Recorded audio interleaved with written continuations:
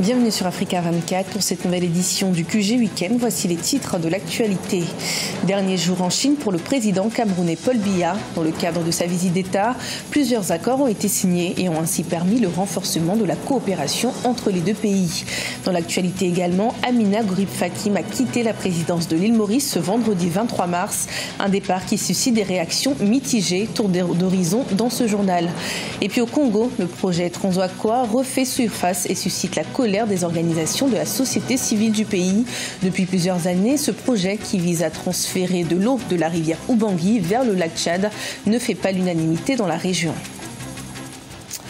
La visite d'État du président camerounais en Chine se clôture ce samedi 24 mars 2018.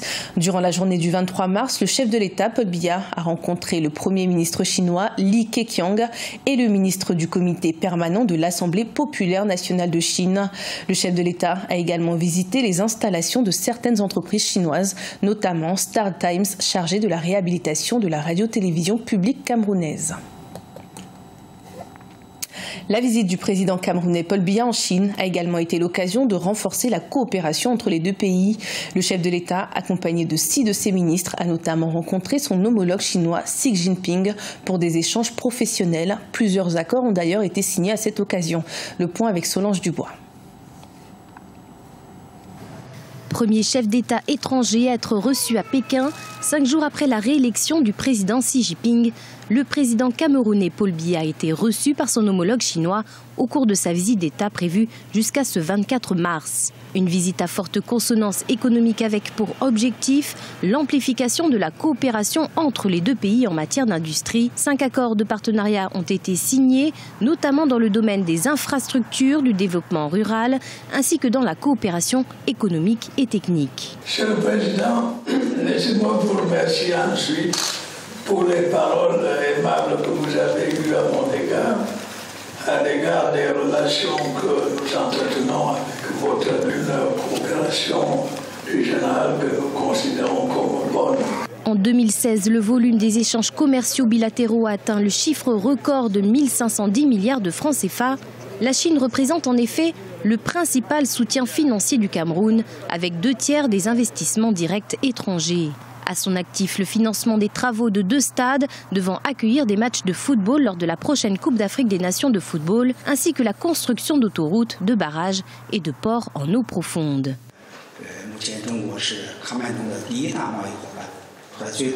Le président Biya est le premier chef d'État africain à venir en Chine en 2018. Il est aussi le premier dirigeant étranger à venir en Chine, après la cession de l'APN et de la CCPPC. Cela illustre l'attachement de la Chine aux relations sino-camerounaises et à la coopération sino-africaine. Le Cameroun est un partenaire pour la Chine en Afrique et la Chine est maintenant le premier partenaire commercial du Cameroun et un des principaux fournisseurs d'investissement et de financement pour le Cameroun. Depuis des années, nous avons fourni autant d'aide que possible à ce pays, notamment pour soutenir les infrastructures routières, portuaires et électriques. Cette rencontre entre les deux chefs d'État intervient 7 ans après la dernière visite du président Paul Biya dans l'Empire du Milieu en juillet 2011. Pour le chef de l'État camerounais, la Chine est un partenaire stratégique du Cameroun. Il a par ailleurs souhaité que les relations de coopération entre les deux pays connaissent de nouveaux progrès dans l'intérêt réciproque des deux peuples au terme de cette visite d'État. À l'île Maurice, la présidente Amina Gourib Fakim a quitté le pouvoir ce vendredi 23 mars 2018. Critiquée pour avoir effectué des achats personnels de l'ordre de 27 000 $ avec une carte bancaire fournie par l'ONG Planet Earth Institute, la présidente a été contrainte de démissionner 3 ans après son élection. Des explications avec Ashley Duprat. Mes chers compatriotes, aujourd'hui, le 23 mars à midi, Popé quitte les fonctions de présidente de la République. Son mandat présidentiel n'aura duré que 3 ans. Amina Gourib Fakim, deuxième femme présidente sur le continent après le départ d'Ellen Johnson Sirleaf, a démissionné de ses fonctions présidentielles car impliquée dans un scandale financier. Il y a beaucoup d'allégations contre moi qui m'ont fait servir carte de crédit pour faire un achat personnel. Mais ce qui n'est pas assez rapporté, c'est que quand on réalise ça erreur-là, mon fil rembourse la totalité de sa bonne dépense-là tout de suite depuis vos fonds personnels et que ceci est confirmé par l'organisation. On reste confiant que si une enquête pour faire, la vérité pour éclater, et beaucoup lave l'honneur. Amina Gourib Fakim réclame 500 millions de roupies mauriciennes de la part de la Barclays Bank pour violation du secret bancaire. Dans la capitale de la nation insulaire, Port-Louis, la démission d'Amina Gourib Fakim a laissé les habitants plutôt pantois. Elle a enfreint la Constitution. Il n'y a aucun doute à ce sujet et pour cette raison, elle a dû démissionner ou bien elle aurait été destituée. Ce n'est pas une faute grave. On lui a permis d'utiliser la carte et de la garder. Alors elle a utilisé. Elle aurait pu s'expliquer. Par contre, je ne crois pas qu'il fallait démissionner.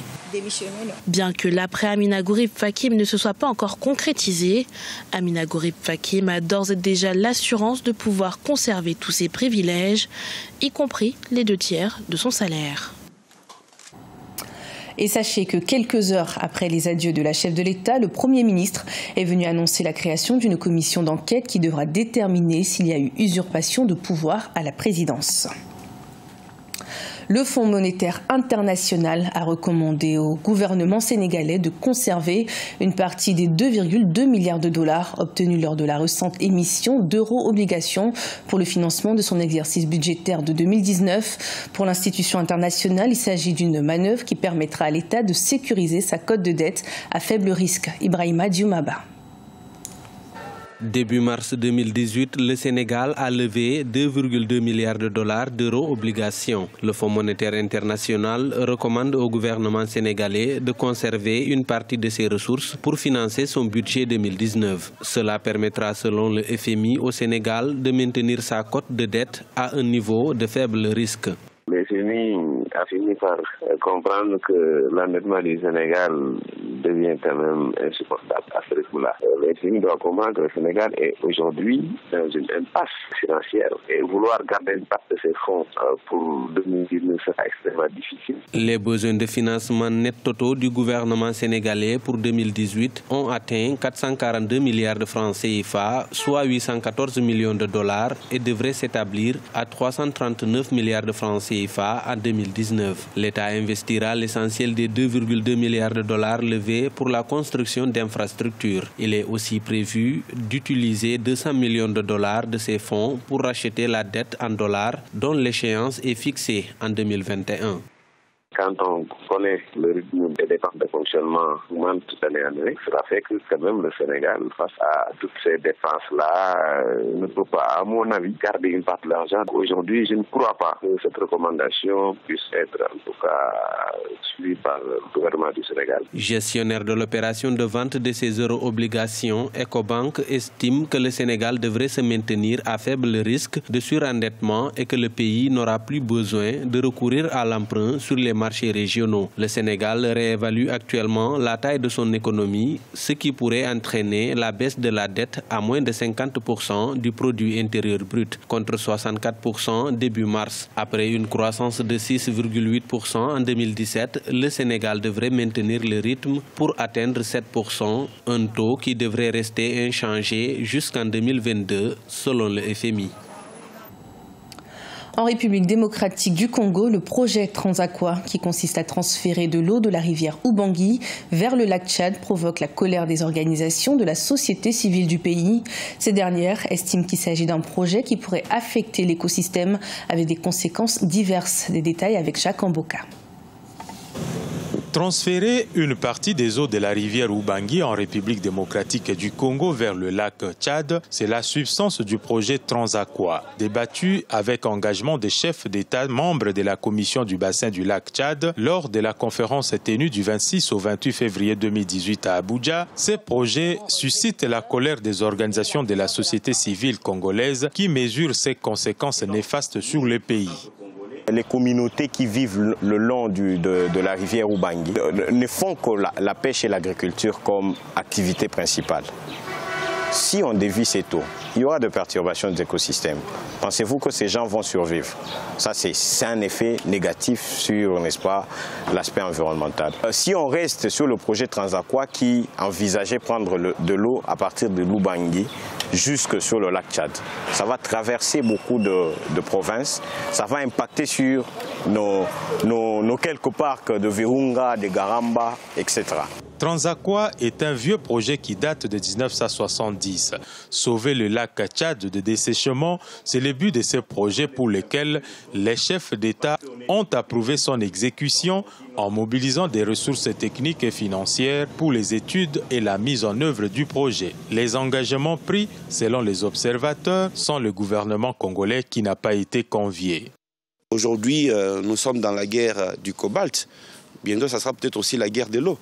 Alors, ce qui s'est passé dernièrement n'est que des prémices. Moi, je crois qu'il serait de bon ton que ceux qui ont eu cette idée, sans associer le Congo, puissent se donner la peine de venir consulter ceux qui représentent les Congolais. Et ce n'est qu'à ce moment-là qu'une quelconque décision pourra engager la RDC.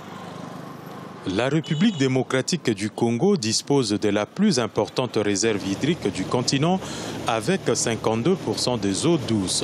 Le pays est compté parmi les 9 au monde qui ont les plus grandes quantités d'eau douce. Une richesse qui, aux yeux des observateurs, risque de l'exposer aux convoitises étrangères avec des risques et des conflits armés.